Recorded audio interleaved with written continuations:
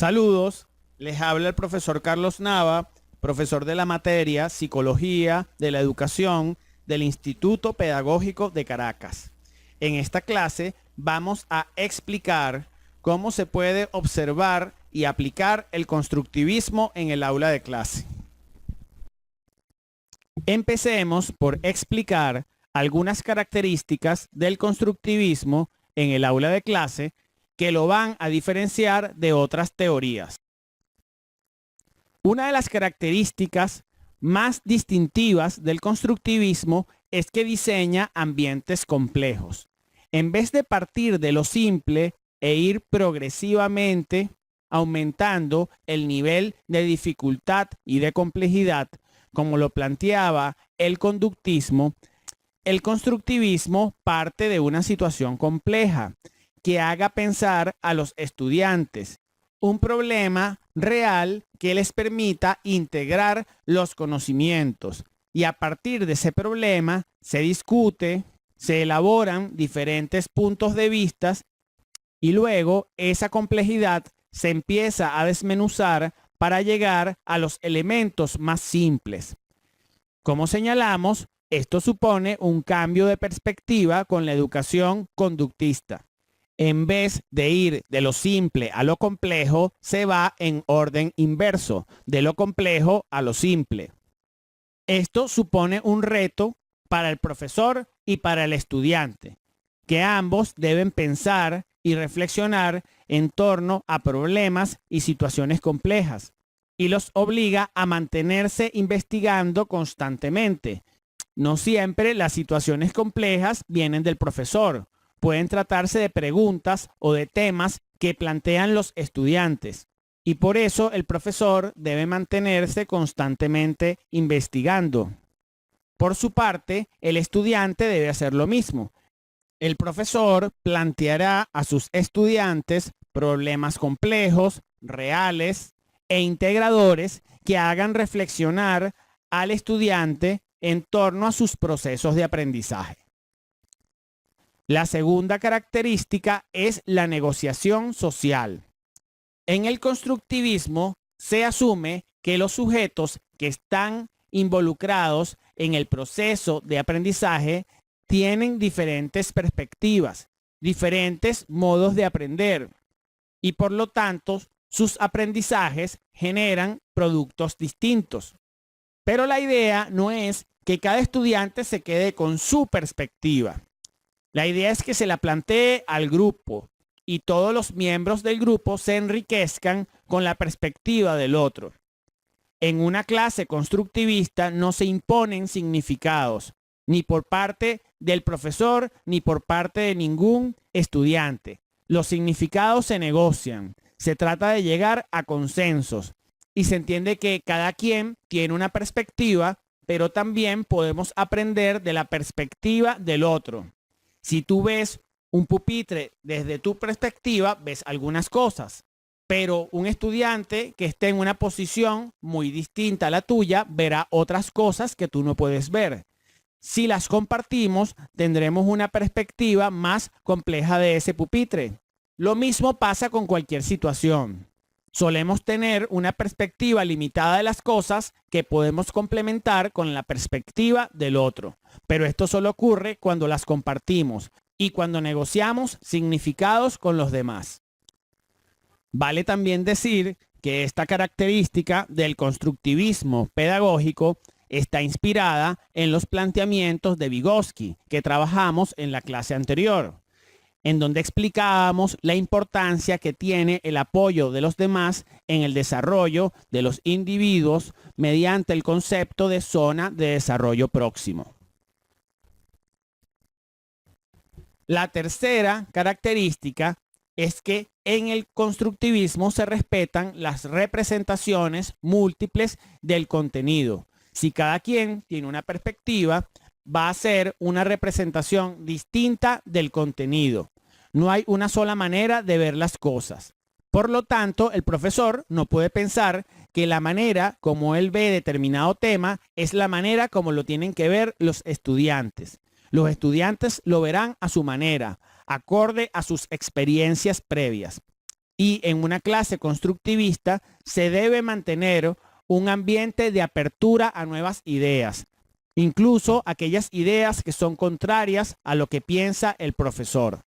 También el profesor debe tratar de promover en sus explicaciones, en sus preguntas, en sus intervenciones a los estudiantes diferentes maneras de ver las cosas. Preguntarles, ¿quién lo ve de distinta manera? ¿Hay alguien que no esté de acuerdo con mi opinión? Son algunas preguntas que pudiese plantearse el profesor constructivista. Además, cabe mencionar que esta característica está relacionada con el concepto de descentración de Piaget que trabajamos en la clase anterior. Decíamos que para Piaget el desarrollo va de una centración a una descentración. Y la descentración consiste en lograr múltiples perspectivas de los problemas o de las cosas. Si promovemos representaciones múltiples del contenido en nuestra clase, estamos promoviendo múltiples perspectivas de los contenidos que impartimos. La cuarta y última característica es que el constructivista debe promover que el sujeto intente comprender cómo construye su conocimiento. Y eso es lo que conocemos como metacognición, el conocimiento que tenemos acerca de nuestros procesos cognitivos, de nuestro aprendizaje. Por eso, una pregunta muy común en un profesor constructivista es preguntarle al estudiante por qué lo ves de ese modo. Cuando le haces esa pregunta, él nos explicará su perspectiva. Esto es una actitud muy distinta a decirle al estudiante, eso está malo. A pesar de que pensemos que su respuesta o comentario es extraño, debemos respetar su perspectiva y si tratamos de comprenderla, seguro encontraremos la lógica de su intervención. Tal como explicábamos en la clase anterior, puede que en algunos momentos la respuesta de un niño nos parezca extraña, incoherente o errada. Como cuando el niño nos responde ante nuestra pregunta de dónde vive, vivo en mi casa. Nos parece obvia porque no nos estamos deteniendo a comprender las implicaciones de su respuesta. Lo mismo nos puede pasar ante cualquier pregunta de cualquier estudiante. Ahora expliquemos la relación alumno-profesor en el constructivismo pedagógico. Si evaluamos al constructivismo dentro de la dimensión que hemos trabajado a lo largo de todo el curso, que va de lo tradicional a lo romántico, podemos decir que el constructivismo tiende hacia lo romántico. El profesor pierde protagonismo y ahora el protagonismo lo tiene el estudiante. Esto lleva a que el profesor establezca una relación horizontal con el estudiante. Este no impone sus argumentos o ideas a partir de la autoridad, sino a través de la discusión y el consenso.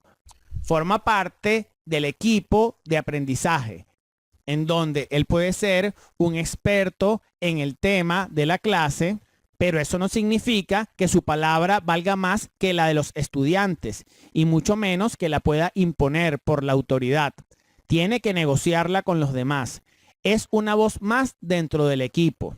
Y en este equipo las decisiones se toman por consenso. Puede que el profesor sepa más del tema de la clase que los estudiantes, pero eso no significa que sabe más de todo que los estudiantes. De hecho, cada uno de ellos sabe más que el profesor en alguna cosa. Esto nos lleva a que el profesor asuma una posición de humildad y no crea que su punto de vista vale más que la de sus estudiantes. Su labor dentro del aula de clase puede clasificarse como de mediador, una palabra que viene de la teoría de Vygotsky. Es mediador porque su papel es el de reconciliar los conflictos, por un lado, entre el conocimiento previo y el conocimiento nuevo de cada estudiante. Trata de mostrar una vía para relacionarlos, tal y como trabajamos en la teoría instruccional de Ausubel en la clase anterior.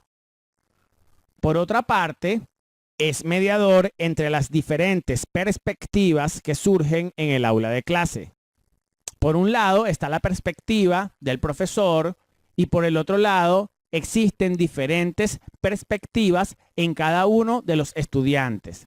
La idea no es que cada quien se quede con su punto de vista, sino que lo comparta y se pueda llegar a acuerdos o consensos que nos permitan generar un conocimiento más completo.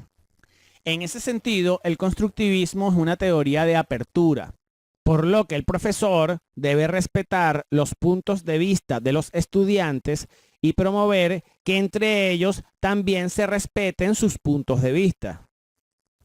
Por otra parte, el estudiante tiene un papel más activo. Se supone que cada estudiante construye su aprendizaje.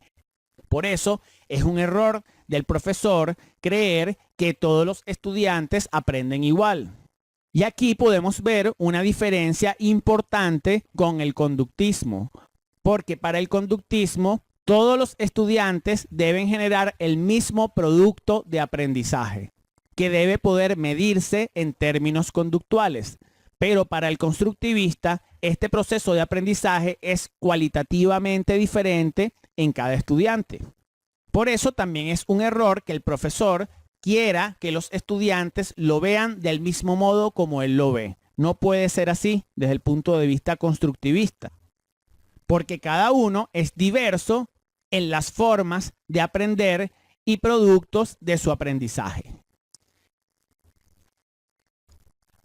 Ahora pasemos a explicar cómo son las actividades que realiza todo docente en el constructivismo pedagógico. Empecemos por la planificación. La planificación que concuerda con el constructivismo es la planificación por proyectos. Repasemos las planificaciones de las otras teorías. En el conductismo hablábamos de una planificación normativa en donde un experto diseña la planificación de antemano de modo lineal. En el cognitivismo hablábamos de una planificación estratégica que hace énfasis en la estrategia que vamos a utilizar y que depende de las características de los estudiantes. En el caso del constructivismo hablamos de la planificación por proyectos. Si quisiéramos representarla gráficamente, podemos representarla de este modo. Les doy unos segundos para que piensen esta estrategia de elaboración imaginaria.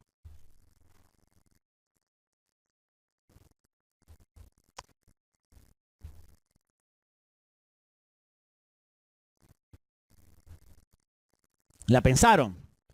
Fíjense que al comienzo aparecen unas 3 líneas que se unen en este punto y luego pudiésemos decir que sí se trata de una planificación lineal.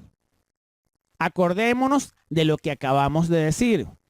El profesor trata de ser mediador entre las diferentes perspectivas que surgen en el aula de clase para poder llegar a un consenso. Este punto que tenemos aquí representa el consenso y las 3 líneas que convergen en el punto las diferentes perspectivas de los estudiantes. La elaboración del proyecto parte entonces de una construcción colectiva entre los estudiantes y el profesor. Esa es la esencia de la planificación por proyectos. De tal modo que si un proyecto es impuesto por el profesor, no estaríamos hablando de una planificación por proyectos, estaríamos hablando de una planificación normativa. Incluso cuando el profesor les permite a los estudiantes escoger entre varios proyectos. Ahí tampoco estamos respetando la esencia de la planificación por proyectos, lo que la hace constructivista, ya que el estudiante no tiene un papel activo en la elaboración del proyecto, solo lo escoge. Y en todo caso, eso se trataría de un ejemplo de enseñanza individualizada. En el caso de Venezuela, el currículum básico nacional del año 1997, aplicado para la educación básica, se define como constructivista y plantea la planificación por proyectos como la estrategia de planificación del aula de clase. En este currículum, Los proyectos dentro del aula se conocen como proyectos pedagógicos de aula. Actualmente, esta denominación se ha cambiado y se habla de proyectos de aprendizaje, pero en líneas generales sigue manteniendo el mismo espíritu. La idea es que el proyecto permita integrar las diferentes materias. Cada una debe hacer un aporte al proyecto pedagógico de aula que fue escogido por los estudiantes y por el profesor. De tal modo que en la medida en que los estudiantes participaron en la elaboración y escogencia del proyecto, están motivados a realizarlo. El proyecto también permite brindar una perspectiva integradora de los contenidos, porque la idea es que todas las materias aporten al proyecto. Ojo, vamos a suponer que el proyecto sean los dinosaurios. No significa que en todas las materias vamos a hablar de los dinosaurios todo el tiempo y nos vamos a olvidar de los contenidos propios de cada asignatura.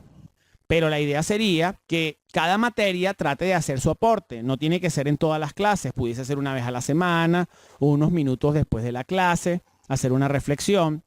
Claro que pudiesen haber materias que claramente se ven más vinculadas al proyecto, como por ejemplo, en el tema de los dinosaurios, la biología es una materia clave. Y por otra parte, hay otras materias que parecen poco vinculadas. Ahí es donde está el asunto de la creatividad y la investigación. Porque, por ejemplo, imagínense la historia de Venezuela. Me pongo en la posición de ese profesor de historia de Venezuela, en donde le piden que el proyecto de aula sean los dinosaurios. ¿Qué puede aportar la historia de Venezuela en ese tema? Pareciera en principio que no puede aportar nada, pero si lo piensa bien, claro que puede aportar. ¿Cuál fue el primer dinosaurio descubierto en Venezuela? ¿En qué parte se descubrió? ¿Qué presidente mandaba en esa época? ¿Quién dirigió la expedición? Todo eso se puede investigar. Podemos mandar a los estudiantes a investigar esas preguntas. Y ahí ya vemos cómo la historia puede aportar el elemento histórico en el proyecto. La física y la matemática, por ejemplo, también claro que pueden aportar. ¿Cuáles son los cálculos que se usan para saber la edad de los dinosaurios? ¿Qué velocidad podían alcanzar? Cada materia puede hacer su aporte. Claro que esto pone al profesor a investigar. Por eso algunos profesores y algunos colegios rompen con el espíritu de la planificación por proyectos y deciden prefabricar los proyectos. Es decir, le dicen a los alumnos, miren, el proyecto es este o este, escojan cuál quieren. Y ahí rompieron el espíritu de la planificación por proyecto porque el equipo de aprendizaje no participó en la construcción del proyecto. Los proyectos pudiesen ser de diversa índole. Acabo de dar el ejemplo de los dinosaurios. Ese pudiese ser un proyecto que escogieron los estudiantes. Pero quería aclarar que algunos proyectos pueden ser muy prácticos, como por ejemplo, el proyecto puede tener que ver con cómo resolver los problemas de agua que presenta la escuela. Y entonces todas las materias tratan de hacer su aporte para elaborar el proyecto acerca de cómo resolver ese problema. Para construir un proyecto deberíamos pasar por varias fases. La primera es la escogencia del proyecto. Como ya les dije, no puede ser que el profesor ya venga con el proyecto armado. El proyecto se arma en el aula de clase y los estudiantes tienen un papel importante a la hora de elaborarlo. Yo aconsejaría que cuando vayamos a elaborar el proyecto, dividamos el salón en grupos pequeños de 4 o 5 personas y cada grupo debe plantear un tema de proyecto. A lo mejor a unos se les ocurren, como les dije, los dinosaurios. A lo mejor a otros se les ocurre la contaminación. Y no les extrañe que puedan surgir en algunos grupos proyectos sumamente extraños. Por ejemplo, la historia de los videojuegos. Vamos a poner un ejemplo así extraño. ¿Se supone entonces que el profesor no participa en la elaboración del proyecto? Claro que sí. Él da sus puntos de vista, discute con cada grupo y les hace sugerencias. Les trata de mostrar las ventajas que le ve a su proyecto, pero también las debilidades. A ese grupo que planteó los videojuegos le pudiese decir, miren, ese es un tema que va a ser difícil conseguir cosas en español, puede ser que tampoco consigan mucha información y se hace una discusión con el grupo. El grupo pudiese decidir cambiarlo en acuerdo con el profesor, pero también pudiesen decidir que no. Al final, a cada grupo, cuando ya tenga elaborado su tema, se le propone que presente el tema al resto de los compañeros, mostrando las ventajas que tiene su proyecto, tratando de vendérselo a los demás. Así hace cada grupo y luego hacemos una votación para escoger cuál es el proyecto ganador.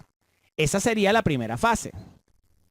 En una segunda fase, ¿cuál es la idea? Ahora los profesores tienen que sentarse a discutir cómo relacionan cada materia con el proyecto que se escogió en el aula de clase.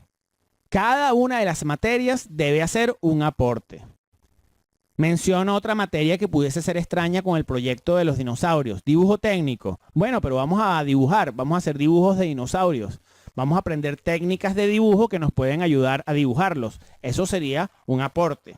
Es decir, no toda la clase tiene que girar en torno al proyecto, como ya decía. Pero sí, cada asignatura tiene que pensar en un aporte que va a hacer. De tal forma que podamos relacionar los contenidos de las asignaturas con el proyecto y así mostrarles a los estudiantes la importancia y utilidad de la asignatura a la hora de resolver un problema.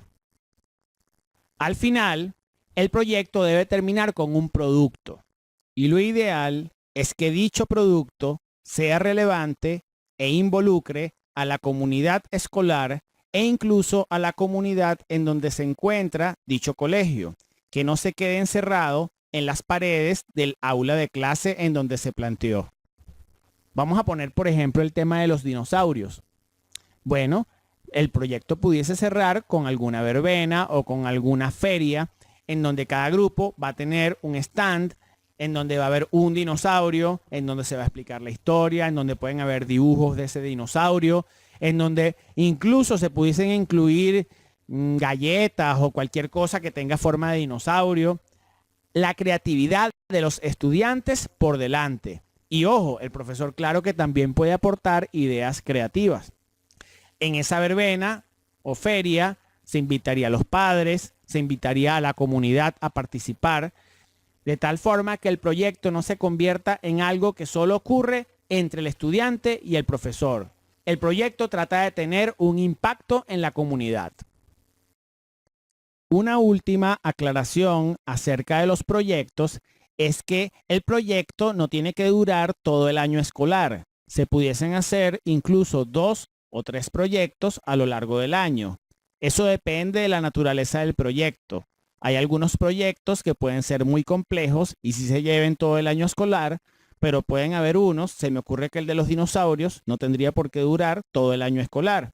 Cuando termine ese proyecto y presentemos el producto, volveríamos a hacer la misma dinámica para escoger el nuevo proyecto, para relacionar el proyecto con los contenidos y para elaborar un producto sobre el proyecto. Ahora pasemos a las estrategias constructivistas. Una de las estrategias constructivistas más importantes es lo que Brunner llamó aprendizaje por descubrimiento. Ahora, esta estrategia ya la había definido el señor John Dewey en el año 1910, solo que Dewey la llamó aprendizaje por indagación. ¿En qué consiste? En primer lugar, se le presenta un problema al estudiante, una situación compleja en donde ocurre algo problemático que se presta a la discusión. Luego hay que recolectar la información que permite resolver el problema. Viene la fase entonces de investigación documental. A partir de esa investigación se elaboran ciertas hipótesis, las creencias que elaboran los estudiantes junto con el profesor acerca de cómo resolver el problema. Pueden haber varias hipótesis. Luego recolectamos la evidencia, una segunda fase de investigación, pero esta vez no se trata ya de una investigación documental, sino que tiene un carácter empírico, en donde ya tratamos de ver si los datos, producto de la observación, apoyan a alguna de las hipótesis. Y por último, la elaboración y revisión de conclusiones. En todas estas fases, el estudiante juega un papel activo, va discutiendo las dudas, va generando propuestas y se mantiene un debate permanente con el profesor y con los otros compañeros. En líneas generales, podemos decir que lo que se está aplicando es el método científico. El aprendizaje por indagación es una de las técnicas más utilizadas por el profesor constructivista. Al respecto, caben hacer dos aclaraciones importantes. La primera es que hay que tener cuidado con que el profesor no quede completamente anulado cuando se aplica la estrategia. Los estudiantes se enfrentan al problema, empiezan a indagar, a descubrir por sí mismos y pareciera que hubiese que dejarlos solos. Pero esa no es la idea de la estrategia. Se trata de una indagación o descubrimiento guiado.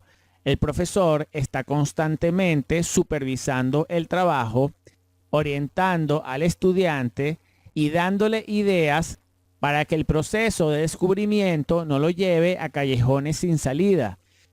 En ese proceso, el estudiante puede seguir ideas que no le permitan encontrar una solución a los problemas.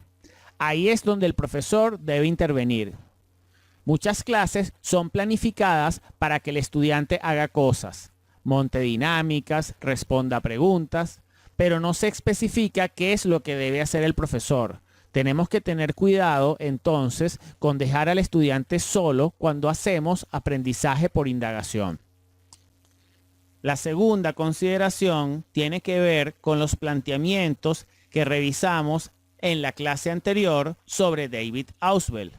Este autor nos señalaba que el aprendizaje por descubrimiento no es garantía de un aprendizaje exitoso. Lo más importante es que haya un aprendizaje significativo. A veces diseñamos dinámicas de aprendizaje por descubrimiento, pero que en ellas no son tomados en cuenta los conocimientos previos de los estudiantes. Y eso es lo clave para que ocurra el aprendizaje significativo. Por eso, en muchas ocasiones puede ser preferible trabajar en una clase magistral que el profesor explique algún concepto, pero que no deje al estudiante divagando en el descubrimiento. Sobre todo si el estudiante está divagando por no tener los conocimientos previos para resolver el problema. Una de las estrategias que caracteriza al profesor constructivista es el aprendizaje cooperativo.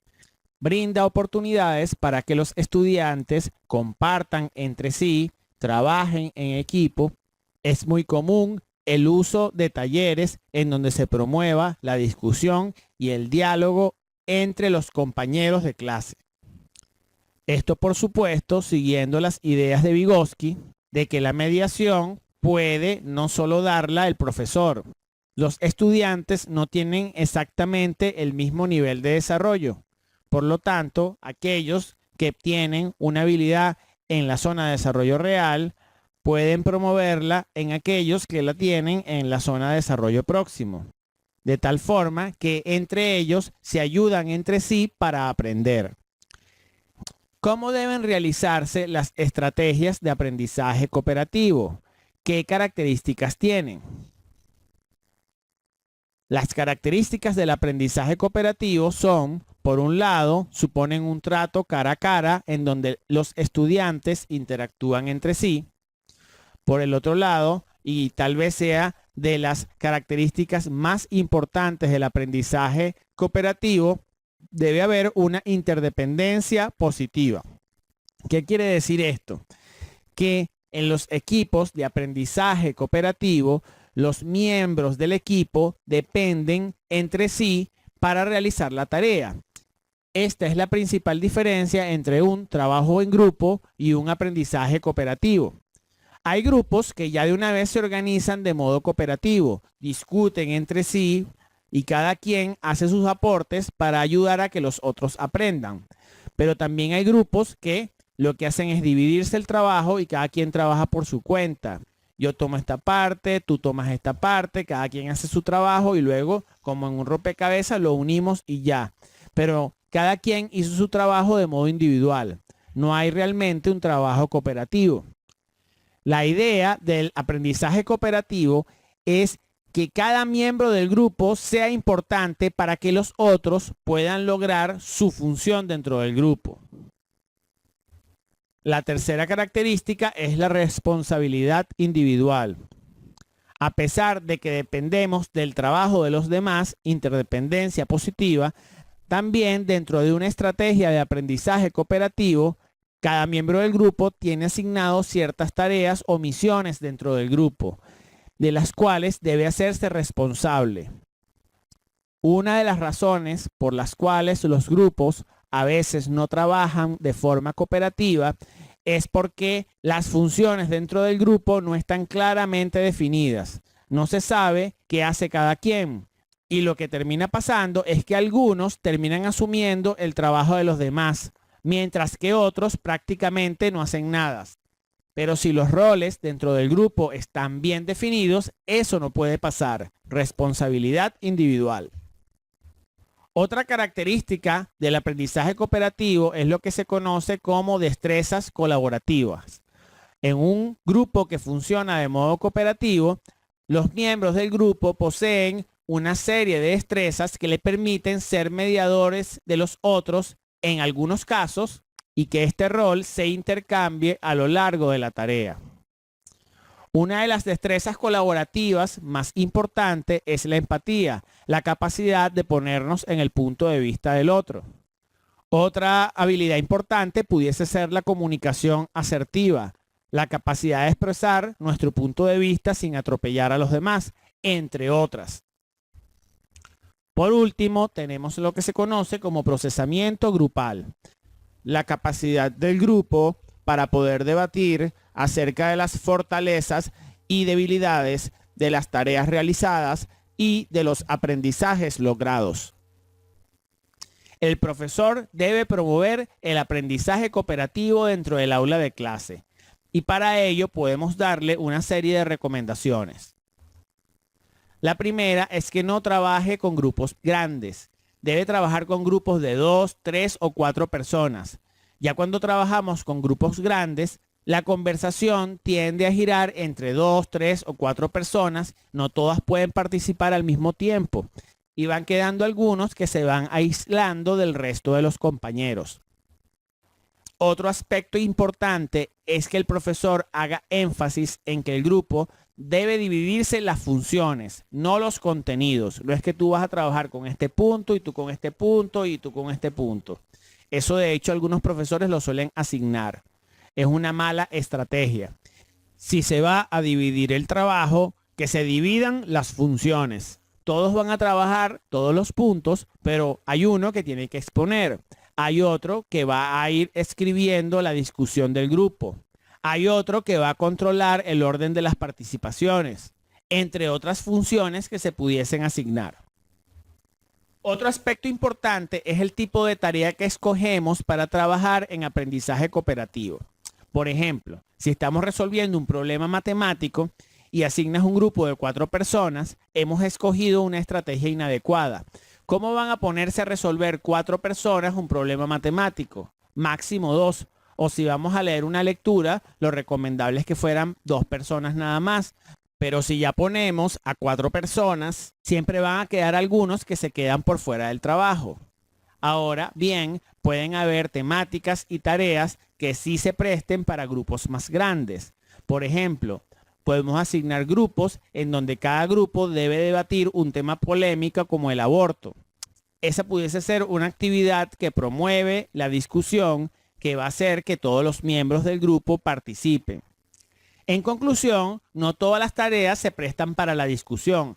Hay algunas tareas que lo que hay es que ejecutarlas, que no hay mucho que discutir. Así que no se presta mucho para trabajar con aprendizaje cooperativo. Otra recomendación importante. No puede ser que el profesor deja a los grupos trabajando y él se pone a leer el periódico o a hacer sus actividades. De hecho, cuando trabajamos con aprendizaje cooperativo, el profesor va a tener una labor activa. Debe irse moviendo a cada grupo, ir observando y haciendo participaciones acerca de lo que está haciendo cada quien, supervisando el trabajo, incluso dependiendo de cómo está organizado el espacio. Si están sentados en pupitres, dejar un pupitre vacío para que también se siente el profesor y también discuta al mismo nivel que tienen los estudiantes. De tal forma que lejos de ser una clase en donde el profesor deja a los estudiantes trabajando solos, va a ser una de las clases más agotadoras para el profesor, ya que tiene que irse moviendo entre los diferentes grupos, aportando, discutiendo y supervisando lo que están haciendo. Otra recomendación importante es que motive a participar a los más callados. Si ve que en algún grupo un muchacho no está participando, pregúntele frente a los demás, ¿qué opinas tú? ¿Qué dirías tú en torno a la discusión que están teniendo tus compañeros? Esto con el fin de que ese estudiante no quede aislado. Por otra parte, es importante que el profesor vaya haciendo evaluación formativa del trabajo que van haciendo los diferentes grupos. Revise lo que vaya haciendo el grupo, aclare las dudas y corrija los errores que están cometiendo sobre la marcha. No espere a que terminen el taller para decirles que las cosas que hicieron están mal. Aclare dudas y corrige errores sobre la marcha. Otra recomendación importante es hacer preguntas orientadoras a los grupos. Preguntas que los hagan pensar, metacognitivas, pueden ser muy útiles. O aquellas que les den pistas acerca de cómo lograr la tarea del grupo. Y muy importante, que los grupos no se centren solo en una mera discusión, sino que cada grupo tenga una tarea a lograr, un producto que debe entregar, un producto por escrito o una presentación de modo verbal de la discusión del grupo. Puede no tratarse de un único producto, pero debe haber un resultado a lograr. Tal y como se ha señalado, el aprendizaje cooperativo puede ocurrir espontáneamente en un equipo. Ahora bien, el profesor también puede diseñar estrategias que fomenten el aprendizaje cooperativo. Trabajar cooperativamente es algo que se aprende. Una de estas estrategias que podemos usar es lo que se conoce como Jigsaw, que podemos traducir como rompecabezas. ¿En qué consiste esta estrategia de aprendizaje cooperativo? Lo que más caracteriza al Jigsaw es que se divide el material en partes equivalentes y se le entrega cada parte a los diferentes grupos. De tal forma que una consideración clave para realizar el Jigsaw es que debemos dividir a los estudiantes en grupos de igual número a las partes en las que hemos dividido el material. Se puede realizar de dos maneras. Hay un Jigsaw 1 que supone grupos no equivalentes, es decir, grupos que no tienen la misma cantidad de personas. La idea es que cada parte se entrega a un grupo y se le pide que organicen y discutan la información que está en el material. Puede ser que se les pida alguna estrategia de organización particular como un mapa conceptual o un mapa mental. Luego, yo recomiendo que se le quite el material original a todos los grupos para que se queden con los productos escritos que realizaron y con la discusión. Y seguidamente se les explica que solo tienen una parte del material y que deben conseguir las otras partes con los otros grupos. De tal forma que para que todos los grupos puedan realizar su tarea, deben compartir su parte con los demás y a su vez conseguir las de ellos. Yo les recomiendo que en esta estrategia dejen de modo libre que ellos se organicen para conseguir las partes de los demás y compartir su parte con los otros. En algunos casos que yo he aplicado la estrategia en el Pedagógico de Caracas, algunas secciones se han organizado en una rueda y cada grupo le ha expuesto su parte a los otros. Otras veces ha ocurrido de modo más desorganizado y cada grupo se divide en representantes que van a los otros grupos y comparten la información y consiguen la de ese grupo. Es probable que en este tipo de estrategias se va a generar un poco de discusión, un poco de ruido. Hay que entender que la clase constructivista no es una clase silenciosa. El que quiere una clase silenciosa está buscando una educación tradicional. Porque si vamos a compartir, si vamos a discutir, si vamos a generar aprendizaje cooperativo, claro que va a haber algo de ruido. Por eso es una contradicción que en algunos colegios se pida que se trabaje de modo constructivista, pero si hay un poquito de ruido en el salón, ya quieren regañar al profesor.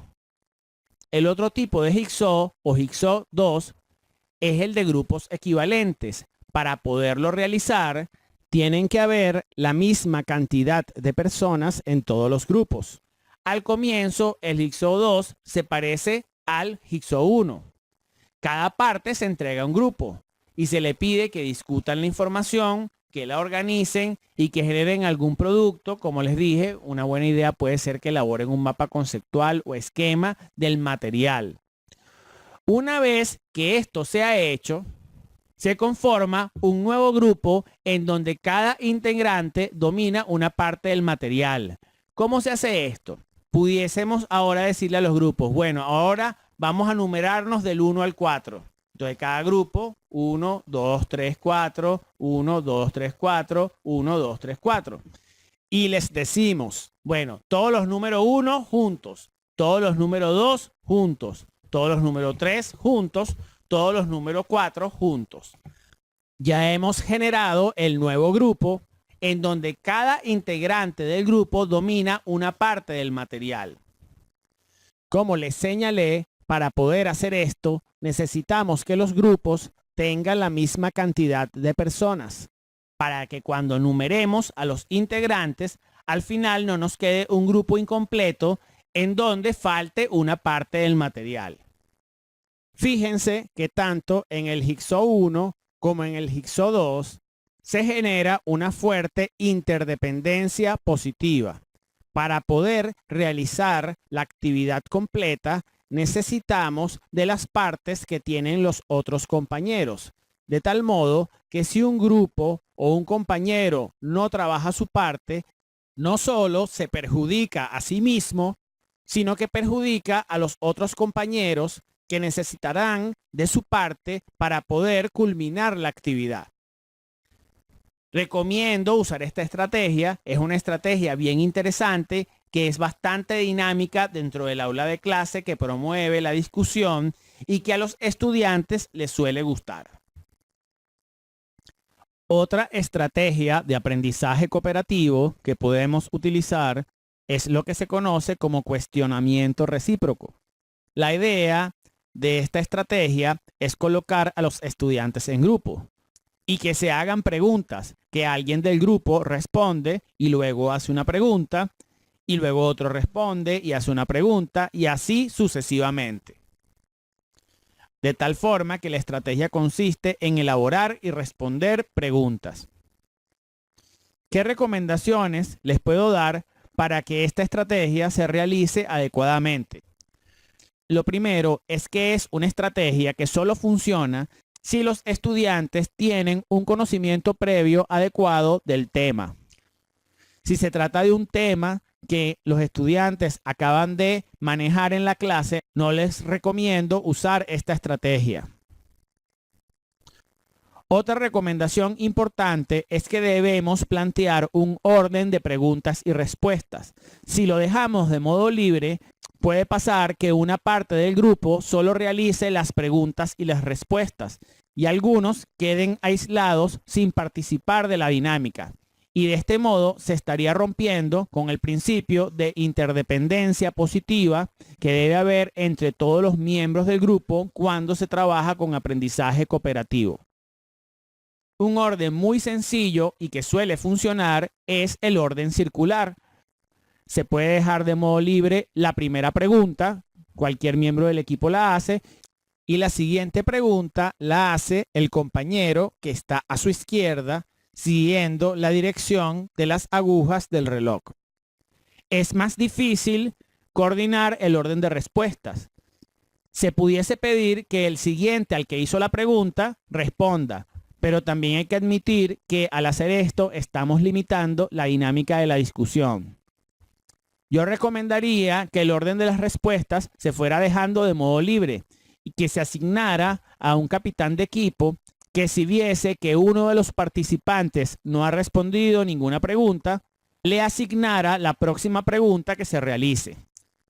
Hay que reconocer que en la mayoría de los casos todos van a tratar de responder alguna pregunta, sobre todo si estamos hablando de una actividad evaluada. En todo caso, queda de parte del profesor ir observando la dinámica de cada grupo y, en caso de que sea necesario, estimular a participar a aquellos estudiantes que aún no lo han hecho, bien sea haciéndoles una pregunta o haciéndoles la sugerencia de participar. Por último, se le pide al grupo que entregue algún informe escrito con las preguntas que hicieron y las respuestas que dieron. De tal modo que debe haber como un secretario de equipo que va llevando todo este registro y va anotando qué personas hicieron las preguntas y qué personas hicieron las respuestas. Como esto permite que queden registrados los que fueron participando, es poco probable que alguno se quede por fuera y no realice ninguna pregunta ni ninguna respuesta. Otra estrategia de aprendizaje cooperativo que podemos utilizar es la cooperación basada en guiones. En líneas generales, consiste en asignarle a cada miembro del grupo un rol o función en la actividad que estamos realizando. Es importante que recordemos lo que dijimos anteriormente, que la función no puede referirse a una parte del tema. Todas las partes del tema deben ser trabajadas por todos los miembros del grupo. Algunas funciones posibles pueden ser la de secretario, el que va a ir escribiendo las discusiones del grupo o va a redactar el informe que hay que entregar al profesor. Otra función puede ser la de delegado, que es el que va a compartir las conclusiones del grupo con el resto de los compañeros, explicándolo solamente con una exposición verbal o con un material de apoyo que fue elaborado por el grupo. O pudiese haber alguien en el grupo que está encargado del orden y la disciplina. Como ya señalamos, cuando trabajamos con este tipo de estrategia, los muchachos tienen que conversar y discutir y a veces pueden aumentar excesivamente los niveles de ruido. Pero si le asignamos la función de controlar el orden a uno de los miembros del grupo, este nivel de ruido se suele regular bastante. Claro que pudiesen haber otras funciones, pero eso ya depende de las características de su clase y del tipo de actividad que se está realizando. Algunas recomendaciones que les puedo dar para trabajar con la cooperación basada en guiones son las siguientes. Tiene que planificar que el tamaño del grupo sea acorde con los guiones a cumplir. En segundo lugar, es muy importante explicar cada una de las funciones que se van a cumplir en el grupo. La tercera recomendación tiene que ver con la escogencia del guión. El profesor pudiese asignarlos, pero recuerden que según el constructivismo, la idea no es que el criterio del profesor se imponga. Si usted considera que alguien debe ser el que cumple alguna función, le recomiendo que lo sugiera al grupo, pero que no lo imponga. El grupo es el que debe escoger quién va a cumplir cada una de las funciones. Por último, en este tipo de dinámicas es muy importante trabajar con coevaluación y que los miembros del grupo se evalúen entre sí, sobre todo en cómo cumplió cada una de las funciones los integrantes del grupo. Con esto cerramos algunos ejemplos de estrategias que nos pueden ayudar a enseñar a nuestros estudiantes a trabajar de forma cooperativa. Eso no significa que estas sean las únicas, pero con ellas podemos mostrar una de las facetas que se suele mencionar sobre el profesor constructivista, que suele organizar a sus estudiantes para trabajar en equipo. Otra estrategia importante que utiliza el profesor constructivista es la conversación instruccional. Una estrategia mucho más informal que las estrategias de aprendizaje cooperativo que acabamos de mencionar. La idea es que el profesor pueda conversar con sus estudiantes acerca de un tema. Para lograr esto, lo primero es que el profesor le explique a sus estudiantes que no se trata de una clase magistral, sino que va a conversar con ellos. Para lograr esto, es importante que se trate de un tema del que los estudiantes tengan conocimiento previo.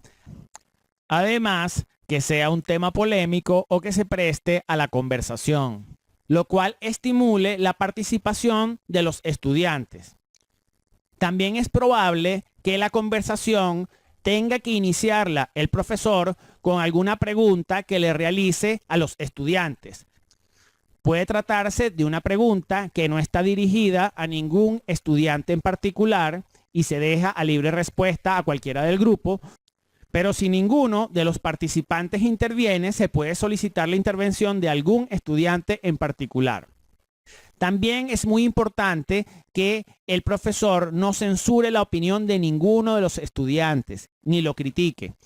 Ni siquiera cuando se trate de una opinión que critica la postura del profesor. Recuérdense, estamos trabajando en un equipo de aprendizaje y ninguna perspectiva, ni siquiera del profesor, es mejor que la otra.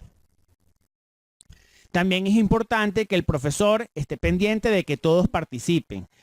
Y si vemos algunos estudiantes que están callados, preguntarles directamente, ¿qué opinas tú de lo que estamos hablando? Como la idea es que se trate de una conversación lo más informal posible, tal vez sería bueno que el profesor se integre al grupo tal como vemos en esta fotografía. Que él no esté al frente de ellos en la clásica posición del profesor, sino que se meta dentro del grupo y se siente en un pupitre.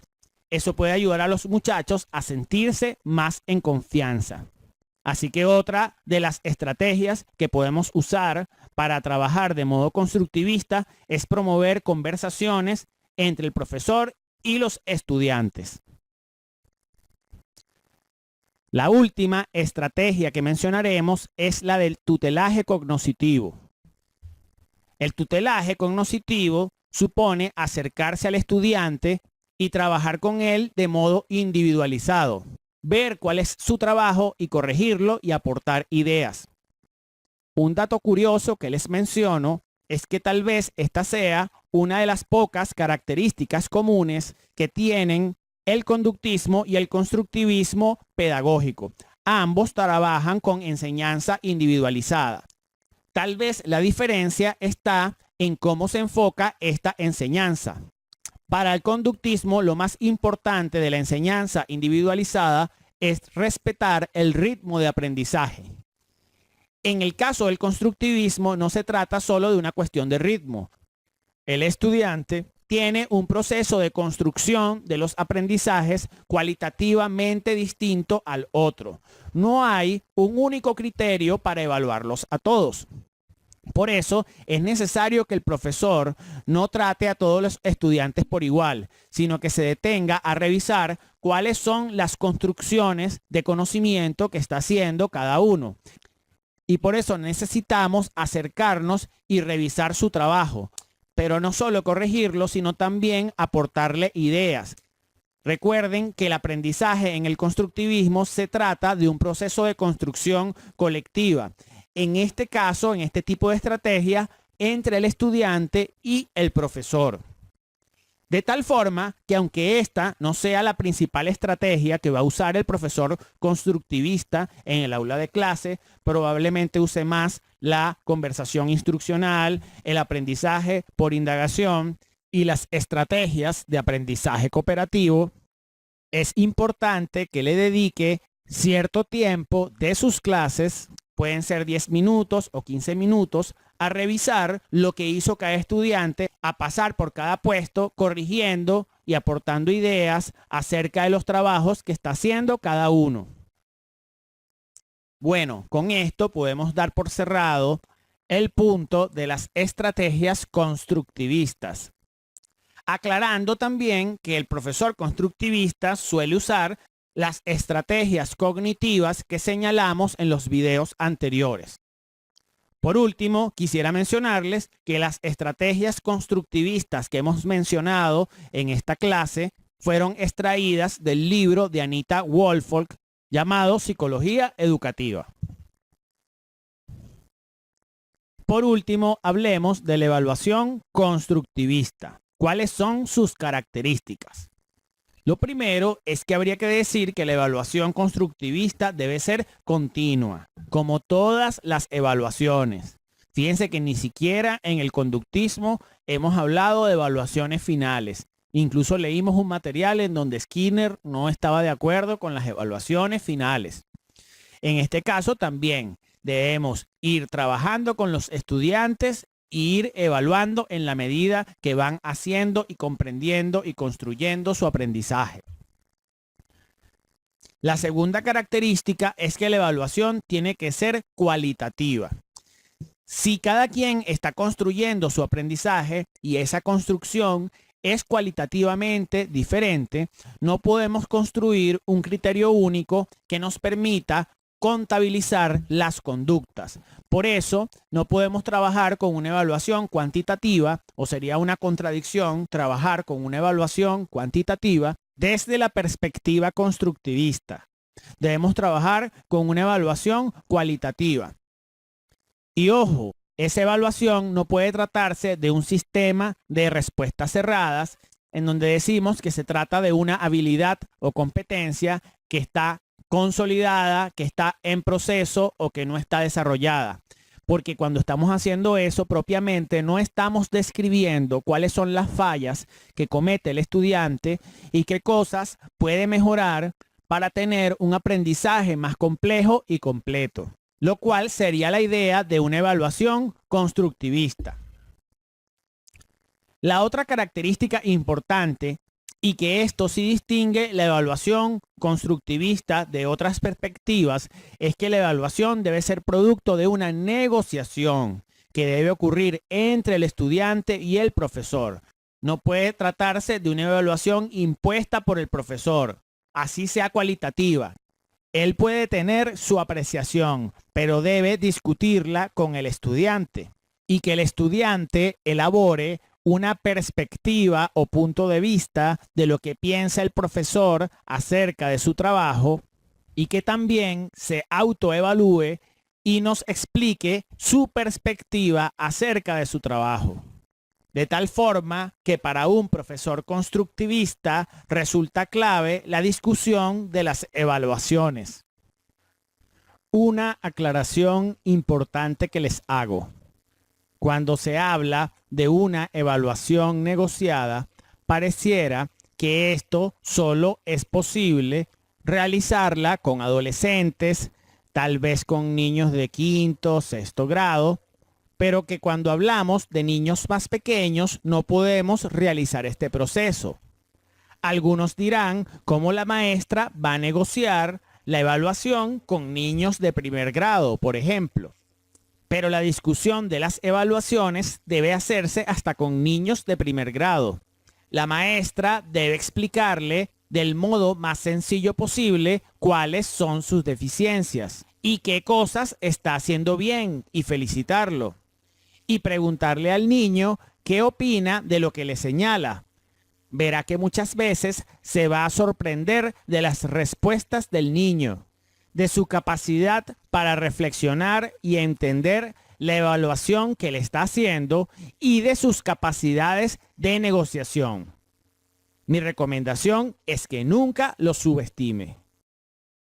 Luego de haber realizado la discusión, el estudiante y el profesor deben llegar a un acuerdo acerca de cuáles son las fortalezas del trabajo del estudiante y qué cosas debe corregir. Luego de esto es que se podrían tomar decisiones en torno a la necesidad de ver otra vez ciertos contenidos para reforzarlos o incluso verse en la necesidad de volver a ver el curso, ya que el sujeto presenta muchas deficiencias en torno al proceso de construcción del aprendizaje, por lo que se requiere de más tiempo para consolidar estas habilidades. Es un error pensar que el profesor constructivista tiene que siempre decidir pasar a sus estudiantes al siguiente nivel. Muchas veces eso, lejos de ayudar al estudiante, lo que hace es perjudicarlo. Porque si todavía no sabe leer y escribir y en el siguiente nivel se necesitan tener consolidadas esas habilidades, el estudiante no podrá avanzar en el curso. Lamentablemente, en un sistema que no funciona de modo constructivista, sino que lo que pide son resultados y pruebas y notas, el estudiante quiere pasar sin necesariamente haber aprendido, cuando haber aprendido debería ser lo más importante. Por último, otra característica muy importante de la evaluación constructivista es que no solo la hace el profesor, tampoco solamente la hace el estudiante, que sería la autoevaluación, sino que también debe haber procesos de coevaluación, que los estudiantes se evalúen entre sí. Ojo, para hacer la coevaluación hay que tener ciertos cuidados. Primero, hay que dejar claro que no estamos hablando de nota. No es decirle a los estudiantes que al final de una dinámica le pongan una nota a su compañero. La idea sería que los estudiantes puedan describir el trabajo del otro, más que ponerse a elaborar juicios de valor, como por ejemplo que le pareció irresponsable, descuidado, desatento. No. ¿Qué fue lo que hizo? Este compañero fue el que redactó el informe. Este compañero hizo preguntas valiosas. Este compañero fue el que nos explicó a todos tal concepto. Esa es la coevaluación. También hay que tener cuidado con el asunto de hacer las coevaluaciones de forma pública. Muchas veces cuando se hacen así se convierten en una especie de tribunal que termina juzgando y avergonzando al que es evaluado frente a los otros compañeros. Esto puede generar discordias entre ellos, puede generar competencias. Eso no es lo más recomendable. Yo le recomendaría que se le pidiera a los compañeros la coevaluación por escrito. Así, el que está siendo coevaluado no se entera de los comentarios particulares que hizo cada compañero acerca de él. Si llegara a pasar el caso en el que alguna de las coevaluaciones está compuesta solo de juicios de valor, pudiésemos llamar al compañero que hizo esa coevaluación al final de la clase, aparte, y comentarle que cuando hacemos las coevaluaciones solo se trata de explicar lo que el compañero hizo. Ojo, para poder hacer esto bien, debemos pedirle a cada estudiante que le coloque nombre a su coevaluación y que además vaya acompañada de una autoevaluación de su propio trabajo. Cuando hacemos esto, si por ejemplo tenemos un grupo de 4 personas, vamos a poder contrastar las opiniones de los diferentes compañeros con la autoevaluación que hace el sujeto de su trabajo. Al final, es el profesor el que dará el feedback de la evaluación al estudiante, basándose en su autoevaluación, en la coevaluación y en la evaluación del profesor. Esto se conoce con el nombre de heteroevaluación. Un ejemplo de un tipo de evaluación constructivista son los registros. Estos suelen ser usados principalmente en la educación básica en los primeros grados y en la preparatoria, pero esto no significa que no puedan usarse en niveles superiores, con adolescentes e incluso a nivel universitario. De hecho, pueden resultar una excelente estrategia para trabajar a niveles de posgrado. La idea es que el profesor vaya llevando una especie de agenda con anotaciones acerca de lo que va ocurriendo en la clase. Hoy Luisito realizó un ejemplo y me demostró que sabe realizar sumas de un dígito. Se le coloca la fecha y queda esa anotación en el cuaderno. Al día siguiente pudiese ser la anotación de otro compañero. Hoy Juanito mostró capacidad de defender sus ideas y puntos de vista. Y así la profesora va haciendo una serie de anotaciones que se van llevando a lo largo de todo el curso. Al final, cuando se le pida un informe de cada estudiante, ¿de dónde va a salir ese informe? De la revisión de las anotaciones que fue haciendo de cada estudiante. Puede ser que a veces esos registros tengan un carácter anecdótico. Con carácter anecdótico quiere decir no planificado. El profesor no pretendía ese día evaluar nada en particular, pero de un modo espontáneo, un estudiante mostró capacidad para hacer algo. Entonces se anota en nuestro diario ese registro anecdótico. Una recomendación importante acerca de los registros anecdóticos. Debemos informarles a los estudiantes cuando muestran evidencia de una capacidad que vamos a registrar en nuestra agenda. Recuerden que lo más importante de la evaluación es informar al estudiante acerca de cómo es su progreso y explicarle las cosas que deben mejorar. El hecho de que se trate de un registro espontáneo no planificado no justifica que el profesor se olvide de darle el feedback a sus estudiantes. Si no podemos hacerlo inmediatamente, hagámoslo entonces al final de la clase. A veces los registros también pueden ser intencionales. Ya la profesora planifica que ese día en el aula de clase va a hacer una actividad en donde los estudiantes van a participar y a partir de esas participaciones la profesora va a evaluar si entendieron el concepto de fotosíntesis, por ejemplo. Ahí ya estaríamos hablando de un registro intencional. Como les señalaba, este conjunto de registros al final del curso son revisados y de ellos es que se realiza un informe de cada estudiante.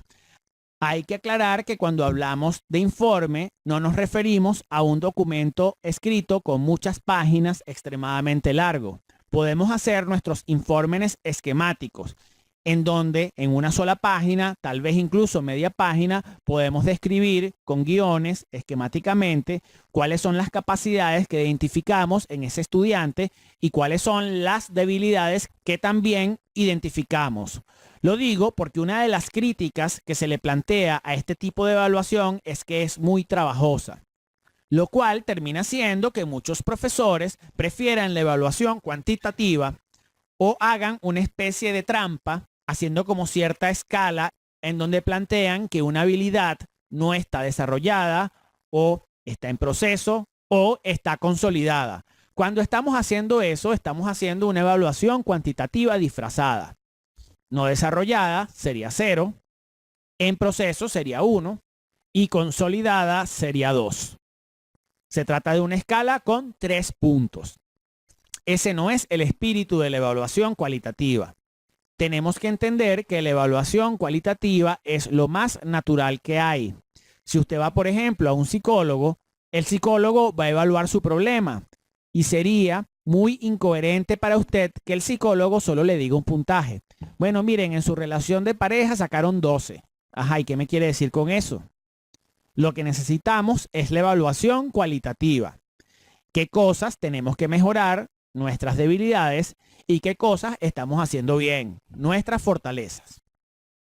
Bueno, con esto hemos terminado la clase del constructivismo pedagógico en el aula.